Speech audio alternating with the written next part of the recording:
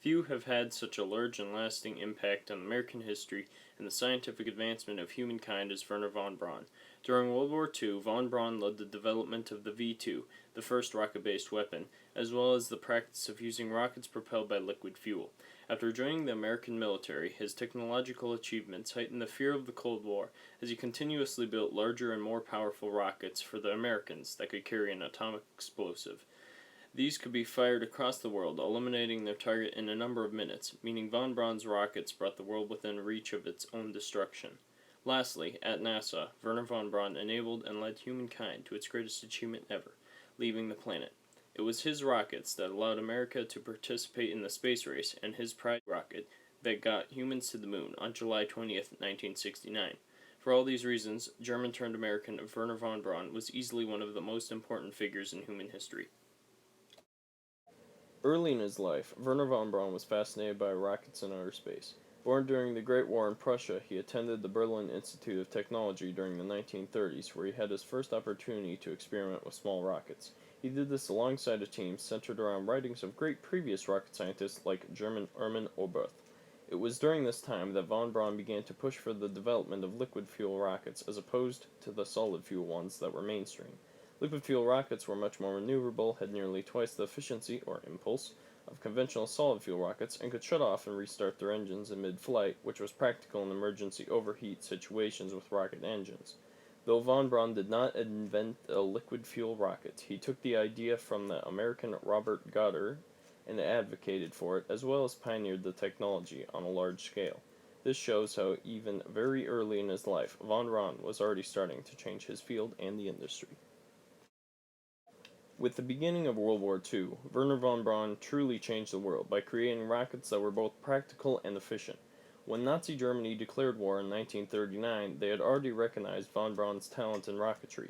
In need of military and scientific strength, they hired von Braun as the technical director of rocketry at a secret military facility in Peenemünde, Germany. There, von Braun was instructed to produce and design specialized liquid fuel rockets.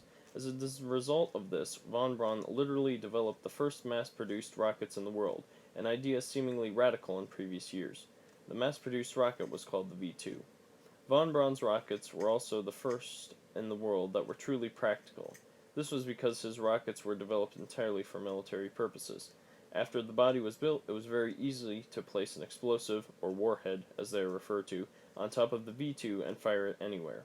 They were launched from the ground, which enabled the rockets to be fired at any time, and eliminated the need for bombers during an air raid attack. This further streamlined the war. In addition to that, V-2s traveled at fantastic speeds, making them completely unstoppable from hitting their targets, which left the enemy defenseless, and further increased the popularity of rocket strikes. Finally, these rockets also had a fantastic range of 200 miles, and during 1944, an estimated 3,000 of them had been fired at England, causing 9,000 total fatalities. In the course of 6 years during World War II, von Braun had turned the large-scale rocket into a reality, in addition to an effective weapon of war, changing the world forever and foreshadowing the Cold War. After the days of the V-2 in Nazi Germany, von Braun was brought to America, where he led nuclear missile development in the United States during the 1950s, and virtually shaped the extent of the Cold War on the weapons front. His innovations led to increased tensions and danger in the world as his rocket weapons became truly fearsome. In 1945, it became apparent to von Braun and the Peenemünde rocket team that Germany was not going to win the war.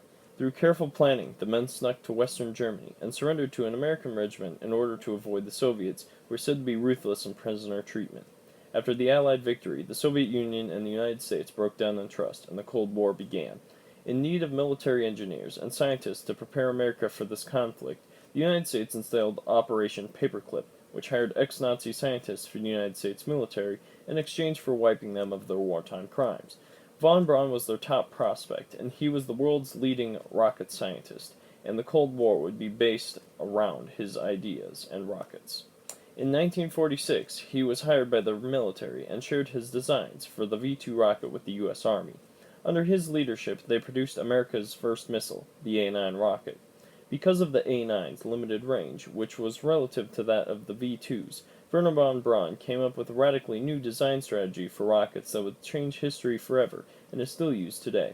This plan was the first multi-stage rocket. By implementing multiple stages, a rocket could store its fuel in separate sections that could be released one by one as the fuel in that section was used up. This greatly reduced in-flight weight, making these rockets faster yet. Because of this innovation, von Braun led the American military to create the multi-stage A-10, A-11, and A-12 missiles. This technology assured von Braun's importance as he reshaped rocketry once again and made sure the United States kept the communists under constant and increasing threat. This triumph increased von Braun's notability and resulted in more funding for his new team by the government. During the Korean War in 1950, they were moved to a new guided missile center in Huntsville, Alabama, where he became technical director and would later become an American citizen. Working closely with American companies such as General Electric, von Braun released many new rockets, including the Redstone rocket and the bigger Atlas and Titan rockets, which could both effectively carry a nuclear warhead to the Soviet Union for American military bases, as well as achieve low Earth orbit in the process. These missiles were so effective in testing that in 1955, President Dwight Eisenhower proclaimed that the nation's top priority would be the production of Atlas and larger Titan nuclear rockets. Both are also known as the first intercontinental ballistic missiles, or ICBMs, for their incredible range and power. At this point, it had become clear that von Braun was not only changing history, but was also critical to America's survival during the Cold War, as stockpiles of his rockets grew in U.S. arsenals and as he was placed in charge of the entire nation's top priority. With the end of World War II, Wernher von Braun's rocketry skills became only increasingly important to the United States, as he kept the Soviets in check by creating the first multi-stage rockets, achieved low Earth orbit, and developed ICBMs, forever changing history. Not only was Wernher von Braun in charge of the nation's top priority and developing of nuclear weapons that inflamed the Cold War, but he also influenced the creation of NASA, as well as its missions from 1960 to 1975. This included all of the most notable American firsts in space travel, including the monumental achievement at the 1969 Apollo 11 moon landing. In 1957, the Soviets launched Sputnik, the world's first artificial satellite, into orbit. A few months later, in 1958, the American military launched one of their own satellites, called Explorer 1, into Earth's orbit to counter the USSR. With these moves, the space race had begun. No longer was the Cold War about containment or nuclear weapons, but also about being first to scientific achievements. This was the dream of one man, and it was coming true. That man was Wernher von Braun, and he was directly in the center of it. To push anything into orbit or anywhere into outer space, a rocket was needed, and von Braun was in charge of that division for the United States. In fact, Explorer 1 was launched from a Jupiter C rocket, which was one of his creations, as would be the case for the rockets of the other launches during the space race. In 1960, von Braun advocated for an American space agency to support the emerging space race. The result was NASA, and he was transferred from the military to the center director of the new administration as soon as it was created. In 1961, the United States held a series of launches on von Braun's Redstone rocket, putting their first human, Alan Shepard, into space, as well as an unmanned probe onto the moon's surface. The conclusion that can be drawn from these events is that without Wernher von Braun, NASA or a civilian space agency might not have existed in America, and the United States would not have been able to compete with the Soviet Union during the space race. However, when Wernher von Braun really proved himself to be one of the most important figures in history was during John F. Kennedy's goal to put a man on the moon by 1970. Throughout the 60s, von Braun worked on developing a rocket and crew module for NASA that would be able to do it. The answer was the Saturn V rocket, completed in 1967. It was a truly impressive machine, standing 60 feet taller than the Statue of Liberty, and capable of generating the energy of 85 Hoover dams upon liftoff. In 1968, the Apollo 8 launch tested the rocket in a manned mission to orbit the moon and return home. 1 year later, Americans had used von Braun's same Saturn V and landed on the moon with the Apollo 11 mission. This was the greatest scientific endeavor and achievement in human history. There were thousands of things that could have gone wrong, and if they had, would have left the astronauts stranded in outer space or on the moon.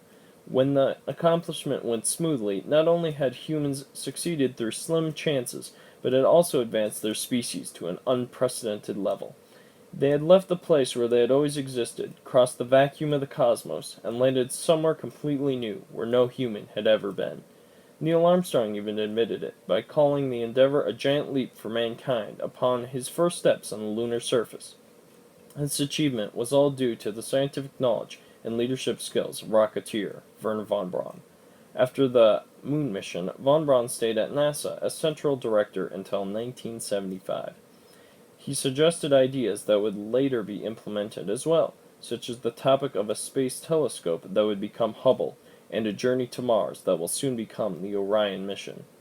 Not only had Wernher von Braun led NASA through its most important achievements, but he also had helped to determine future missions, doubling his impact. During his years at NASA, von Braun made space travel into a reality, proved rockets were more than just launch vehicles of nuclear missiles, enabled NASA to land on the moon, and designed future American missions to outer space. During the mid-20th century, Wernher von Braun created a legacy too great to be forgotten. Working for both Nazi Germany and the United States, he became the foremost developer of rockets in the world, leading both military and space programs throughout his life. With Nazi Germany, he challenged the world by creating V-2s as the first military rockets ever, as well as mass-producing them, which had never been done before. After Operation Paperclip, Wernher von Braun became even more significant, as his creations led the world to a Cold War focused on ICBMs. Lastly, von Braun led NASA to launch its first satellite, first astronaut, and to land on the moon, which were monumental achievements for the human species. All of this led von Braun to have a great impact on the rocket industry he built and the history of humankind, making him one of the most significant figures in history.